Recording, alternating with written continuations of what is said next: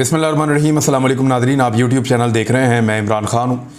गुज़िश्ता vlog में जो अफसोसनाक और दर्दनाक वाक़या हमने आपको बताया था, जो जावेद अली नाम का चौकीदार है जिसको पहले पुलिस ने गिरफ़्तार किया, बाद में नामालूम अफराद ने उस पर तशद्दुद किया, उसको नंगा किया गया, उसको उल्टा लटकाया गया, उसके नाजुक अज़ा के साथ ईंट बांध दी गई, और ये एक तशद्दुद की एक बदतरीन किस्म है, बहुत ज़्यादा। और यानी आप इसको क्या अल्फाज देंगे कि किस तरह के तजर्बे इस मुल्क के साथ करना चाह रहे हैं। और सब ताकतवर लोगों ने मिलकर वहाँ पे एक चौकीदार को फतह कर लिया। तो ये आपकी टोटल कारकर्दगी है। बेशर्मी, डिटाई, बेगैरती इसकी इंतहा है, बेहिसी की भी इंतहा है।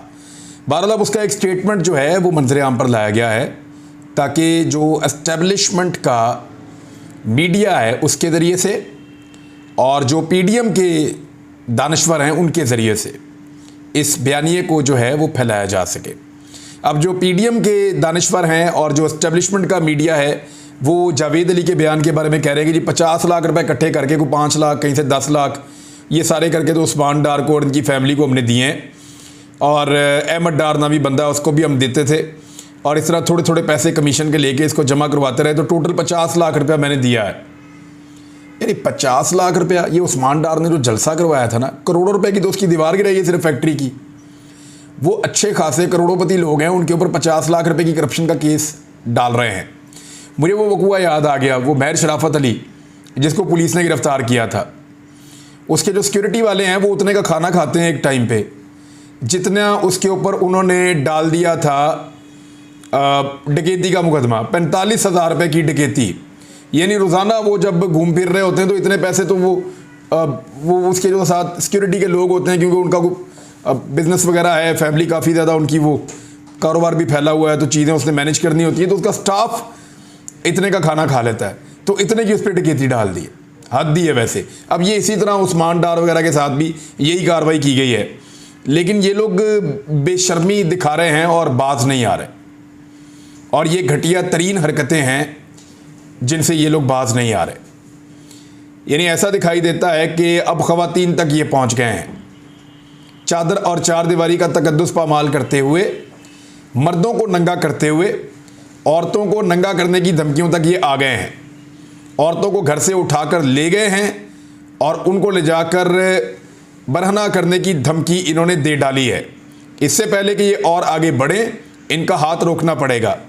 या तो सुप्रीम कोर्ट ऑफ पाकिस्तान यानी चीफ जस्टिस ऑफ पाकिस्तान या chief of the army staff ये लोग नोटिस लें, क्योंकि वज़ीर आज़म के तो बस की बात ही नहीं है। यही शहबाज शरीफ जब वज़ीर आला पंजाब थे तो एक दिन हम सहाफ़ियों को लाहौर में ISI का जो सेक्टर कमांडर है, यहाँ पे जो ऑफिस है, सेक्टर कमांडर का जो ऑफिस है लाहौर चिड़ियाघर के पास, तो हम सहाफ़ियों पर तशद्दुद किया ISI के लोगों ने। ये बात है जब शहबाज शरीफ वज़ीर आला पंजाब थे, काफ़ी पुरानी बात है, गालिबन ये 2008 से 2013 तक जब वज़ीर आला रहे उस दौर की बात है। तो उन्होंने तशद्दुद किया काफ़ी सहाफ़ियों के ऊपर, और उन सहाफ़ियों में मैं भी था और कुछ और दीगर सहाफ़ी भी थे। बाद में जब सुलह सफाई हुई तो हम लोग वहाँ से आए, क्योंकि सीनियर सहाफ़ी आ गए, बाकी सारे लोग आ गए, उन्होंने आके बातचीत की और फिर हमें रिहाई मिल गई ISI वालों से। जो हमें रिहाई मिली तो फिर शहबाज शरीफ साहब के साथ बैठकर हम लोग बातचीत कर रहे थे, तो उनको हमने बताया जी कि आपके दफ्तर आ रहे थे हम, ये चिड़ियाघर की पार्किंग में गाड़ी लगा रहे थे, तो वो जो सामने ऑफिस है उनसे हमारी लड़ाई हो गई और हमारे पे टॉर्चर हुआ है। देखें कपड़े भी कुछ लोगों के फटे हुए हैं और कुछ लोग जो हैं वो ज़ख्मी भी हैं। तो इस पर शहबाज शरीफ साहब ने कहा कि मैं अभी कार्रवाई करता हूँ, मुझे बताएं वो कौन लोग हैं। तो जैसे ही उन्हें ये बताया गया कि वो ISI वाले हैं तो शहबाज शरीफ साहब की हवा ही निकल गई।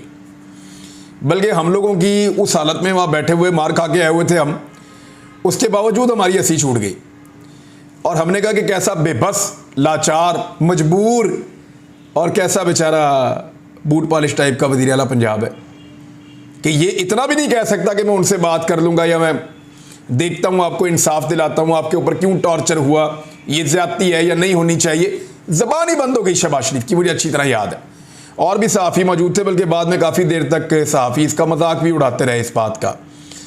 बहरहाल शहबाज शरीफ से तो तवक्को नहीं है, आर्मी चीफ को नोटिस लेना चाहिए कि ये बेशर्मी, बेहयाई, बेगैरती ये बंद कराएं। यानी ये क्या तरीका है कि वो इसको उठा उसको नंगा करा, और इल्ज़ामात जो हैं वो पाकिस्तान के इदारों के ऊपर लगते हैं। नामालूम अफराद जब भी कोई कार्रवाई डालते हैं पाकिस्तान की एजेंसियों में नाम आ जाता है। अब ये नामालूम अफराद जो है वो इंजेक्ट किए जा रहे हैं, ये डायरेक्टली वाकई एजेंसियां ये कर रही हैं, ये हो क्या रहा है, लेकिन बदनामी पाकिस्तान के इदारों की हो रही है। इन इदारों को हमने खून पिलाया है और आइंदा भी पिलाएंगे। ये यूनिफॉर्म जो है ये हमारे लिए बड़ी मुकद्दस है, ये यूनिफॉर्म जो है ये हमारे लिए बड़ी मोहतरम है और हम इसका बड़ा एहतराम करते हैं और इसकी बड़ी कदर करते हैं इस यूनिफॉर्म की। और अल्लाह ताला से दुआ है कि यूनिफॉर्म पहनने वालों को भी इस यूनिफॉर्म की उतनी ही कदर दे, कि वो भी इसकी कदर करें और इसके तकद्दुस को और इसके एहतराम को समझें। ये सिर्फ हमारी जिम्मेदारी नहीं है, अल्लाह ताला उनको भी तौफीक दे। अब आज ये स्टेटमेंट इसका जनाब दे दिया गया है, हालांकि इससे पहले इमरान खान साहब के साथ बैठकर इसने सारी बात बताई है। क्या इस बेशर्मी को रोका जाएगा? अगर इदारे नहीं रोकेंगे तो कौन रोकेगा? अल्टीमेटली पाकिस्तान के अवाम रोकेंगे। अगर नंगा करने वालों को कभी अवाम ने पकड़ के नंगा कर दिया सड़क के ऊपर तो फिर क्या होगा? जिन लोगों को इंसानों को नंगा देखने का शौक है, अगर उनको सड़कों पे लोगों ने नंगा कर दिया तो फिर क्या होगा? कभी ये सवाल सोचा है? कभी इसका जवाब ढूंढा है? ताकत के इतने जोम में मत रहिए। आपके पास जो कुछ भी है वो पाकिस्तान की आवाम का दिया हुआ है। पाकिस्तान का जो भी इदारा है उसके पास जितनी ताकत है वो पाकिस्तान की आवाम की अमानत है और पाकिस्तान की आवाम ने दी हुई है। ये हमारी दी हुई ताकत है, इसको हमारे खिलाफ इस्तेमाल करने से गुरेज कीजिए, ये आपके लिए बेहतर है, इससे पहले कि पाकिस्तान के लोग फैसला करें। जेल भरो तहरीक मुल्तान के अंदर गिरफ्तारियां ही नहीं की गई। अब गुजरावाला के अंदर भी लगता है कि यही पॉसिबिलिटी है कि गिरफ्तारियां नहीं की जाएंगी। हुकूमत ने पहले गिरफ्तारियां की और चंद लोगों को पकड़ लिया और यानी लगभग कोई 200 के करीब लोग गिरफ्तार हुए और उसके बाद से हुकूमत गिरफ्तारियां कर ही नहीं रहे। लोग बड़ी तादाद के अंदर भाग रहे हैं, जा रहे हैं कि हमें गिरफ्तार करो। ये करते ये हैं कि बिला वजह इन्होंने प्रोपेगेंडा करने के लिए लोगों के घरों के पास जाके माइक्रोफोन देकर पुलिस वालों से बयानात दिलवाना शुरू कर दिए कि पीटीआई के जो लोग आना चाहते हैं गिरफ्तारी देने के लिए वो आ जाएं। अब ये बयानात खैबर पख्तूनख्वा में भी दिए गए, लेकिन पूरे खैबर पख्तूनख्वा में पुलिस ने एक भी पाकिस्तान तहरीक इंसाफ के वर्कर को या लीडर को गिरफ्तार नहीं किया। हालांकि वो बड़ी तादाद में जेलों में गए, जेलों के दरवाज़ों पे खड़े रहे, दरवाजे खटखटाते रहे कि हमें अंदर बंद करो। वो बड़ी तादाद में जगह जगह पे गए और ये उनके घरों के बाहर तमाशा लगा के वीडियोस वायरल करने पे लगे हुए थे और वुज़रा अपने अकाउंट से और अपने जो उनके पीडीएम के दानिश्वर हैं, मुख्तलिफ सहाफ़ी भी हैं, मुख्तलिफ चैनल्स भी हैं, उनके ऊपर इस तरह के क्लिप्स चलवा रहे थे। अच्छा, अगले दिन उन्होंने क्या किया, वो वापस आए अपने घरों में, उनको ये क्लिप्स देख के इतला मिली और वो इकट्ठे होकर दोबारा पहुंच गए अपने अपने कमिश्नर्स के, अपने अपने डीपीओ के, उनके दफातर के बाहर, और वहां उन्होंने रोला डाल दिया उन्हीं पुलिस वालों के सामने कि जनाब कल आप हमारे घर आए थे गिरफ्तार करने के लिए, आज हम आपके ऑफिस आ गए हैं गिरफ्तारी देने के लिए, आओ गिरफ्तार करो। वहां पे भी किसी ने गिरफ्तार नहीं किया। तो पीडीएम की हुकूमत गिरफ्तारी से डर रही है। देखिए, मैंने आपसे पहले कहा था अगर तो गिरफ्तारियां होंगी तो हज़ारों लोग गिरफ्तारियां दे देंगे और पूरे पाकिस्तान में बहुत बड़ी तादाद में लोग गिरफ्तार होंगे, जेलों के ऊपर प्रेशर बढ़ जाएगा। दूसरी बात मैंने आपसे ये कही थी कि अगर गिरफ्तारियां ना हुई तो पाकिस्तान तहरीक इंसाफ जेल भरो तहरीक के ज़रिए से अपना एक पॉलिटिकल मोमेंटम बनाएगी और पॉलिटिकल मोमेंटम को कायम रखेगी, और ये सिचुएशन अब आपको दिखाई दे रही है, वो उसी तरफ जा रही है। दूसरी जानिब गुजरावाला के अंदर मैंने आपको बताया कि गिरफ्तारियां पेश की जाएंगी, 10 ओहदेदारान होंगे, 200 के करीब कारकुन होंगे, और ये अभी इस वक्त ये प्रोसेस चल रहा है, इस वक्त यही सूरत हाल है। पाकिस्तान ने IMF की बहुत सारी शराइत पेश की मान ली है, अभी तक IMF ने पैसा नहीं दिया। लगातार पाकिस्तान शराइत मानता चला जा रहा है IMF की, जो वो कहते हैं पाकिस्तान वो मान रहा है, और बजट खसारा पाकिस्तान का बुलंद तरीन सतह 62 खरब रुपए तक पहुंचने का तखमीना लगा है। यानी अवाम पर 735 अरब रुपए का इजाफी बोझ डालने के बावजूद 735 अरब रुपए का इजाफी बोझ डाला है पाकिस्तान की अवाम पे, ये डार साहब ने और शहबाज शरीफ ने मिलकर। और मुल्की खसारा तारीख के अंदर जो है वो 6.22 ट्रिलियन या 62 खरब 20 अरब रुपए की बुलंद तरीन सतह पर पहुंचने का तखमीना लगा है इस वक्त। और बजट खसारे को कैसे कम किया जाएगा, IMF का जो बड़े तहफ़्फ़ुज़ात हैं उनमें से सबसे बड़ा तहफ़्फ़ुज़ इसी चीज़ का है। जबकि अशिया खुर्दोनोश की कीमतें लगातार बढ़ती चली जा रही हैं नाज़रीन, और वो इतनी तेज़ी से बढ़ रही हैं कि पाकिस्तान के जो आम शहरी हैं उनका जीना मुहाल हो चुका है। रमज़ानुल मुबारक आने वाला है, महंगाई लगभग, अगर रियली में आप देखें जो सरकारी अदाद-ओ-शुमार है उनके मुताबिक तो 42% तक महंगाई बढ़ गई है। लेकिन अगर आप ग्राउंड रियलिटीज जाकर चेक करें और वो महंगाई जो लोग आज खुद कर रहे हैं, तो महंगाई दुगनी हो चुकी है। यानी वो तो 3 गुना तो वैसे ही हो गई है, जितनी महंगाई इमरान खान के दौर में थी उससे 3 गुना वैसे ही हो गई है। लेकिन चीज़ों की कीमतें बहुत ज़्यादा बढ़ चुकी हैं। अब 100% आप समझ लें कि ये महंगाई बढ़ी है, कंटिन्यूसली जो बढ़ती चली जा रही है। हर चीज़ बहुत महंगी हो चुकी है। आटा जो है वो बड़ी नेगोशिएशंस के बाद भी जो फाइन आटा है वो 125 रुपये किलो मिल रहा है। ये 55 रुपये किलो मिलता था, लेकिन जो अवेलेबिलिटी है वो 150-150 रुपये किलो भी मिलता है आटा, क्योंकि अवेलेबिलिटी कम हो जाती है, मार्केट के अंदर उसकी शॉर्टेज हो जाती है, दालों की शॉर्टेज हो जाती है, घी की शॉर्टेज हो जाती है, चीनी के मसाइल पैदा हो जाते हैं। तो इस सूरत हाल में ये हुकूमत कैसे रमज़ान मुबारक में पाकिस्तान के शहरियों को रिलीफ देगी? गोश्त खाना तो ऐसा लगता है गरीब के लिए ख्वाब बन गया है।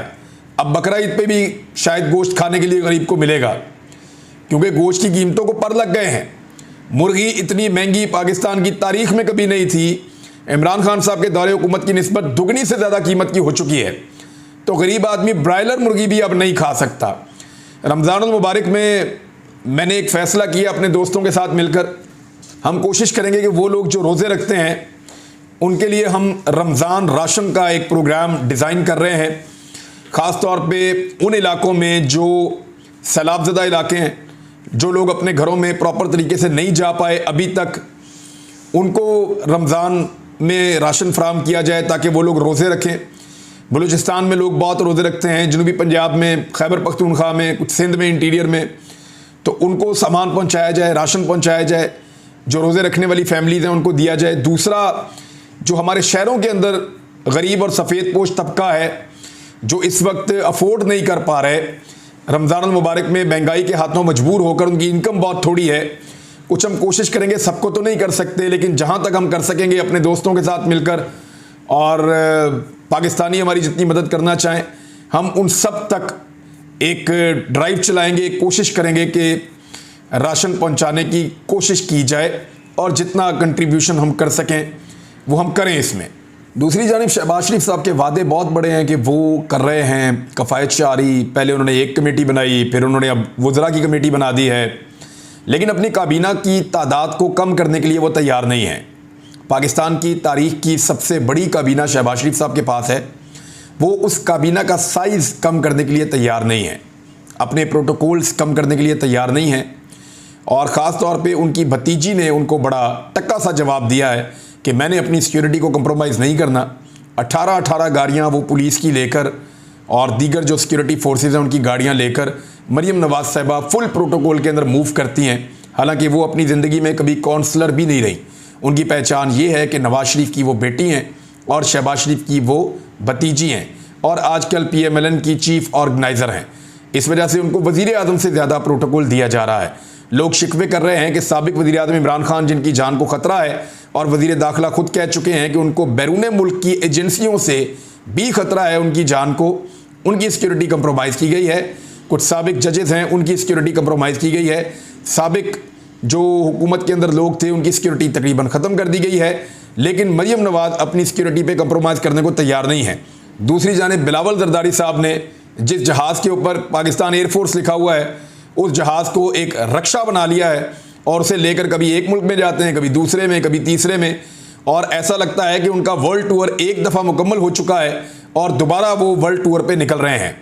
तो बिलावल ने जितना एंजॉय किया है इस बीच में और जो अपनी PR बनाने की कोशिश की है इस दौरान में, शायद वो सबसे बड़े बेनिफिशरी हैं इस रजीम चेंज ऑपरेशन के।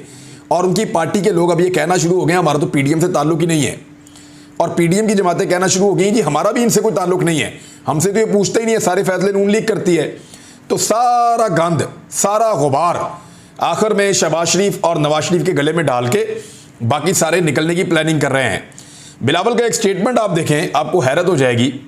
बिलावल का कहना है कि पसमानदा इलाकों की खवातीन तक 1000 रुपया पहुंचने से, अभी वो 2000 वाला वो स्टेटमेंट याद है ना मरीम औरंगजेब का, 2000 रुपये, पूरे 2000 रुपये अपने, अरे अपने क्या जायदाद बेचकर दे रहे हो पब्लिक को? अपने कहां से आ गए? पब्लिक का पैसा है। इस तरह अब बिलावल ने 2000 रुपए से हटकर 1000 का नारा लगाया है। बिलावल का यह कहना है कि खवातीन तक 1000 रुपए पहुंचने से ना सिर्फ उनकी ज़िंदगी बल्कि पाकिस्तान में एक इनकलाब ला सकते हैं। और फिटे मुंह भैया आपकी सोच के ऊपर 1000 रुपए से इनकलाब आएगा? 1000 रुपए से? पाकिस्तान में इससे 5 गुना बड़ा नोट मौजूद है। गरीब आदमी की ज़िंदगी में 1000 रुपए से इनकलाब आएगा? 1000 रुपए से? और इनके अपना एक दिन का खर्चा निकालें तो वो करोड़ों में होता है। तो गरीब को पीसने की जो पॉलिसी है और भिखारी बनाने की जो पॉलिसी है, उसके ऊपर बिलावल ने, नवाज शरीफ ने, जरदारी ने, इन्होंने हमेशा से लोगों को, तबकात को पीस के दबाकर फिर उनको मांगने का आदी बनाकर अब हज़ार रुपया उनको दे रहे हैं क्योंकि इलेक्शन करीब आ रहे हैं। इस 1000 रुपये से जनाब कुछ नहीं होगा। ये 1000 भी आप अपने पास रख लें। अब तक के लिए इतना ही। अपना ख्याल रखिएगा, अपने इस चैनल का भी। अल्लाह हाफ़िज़।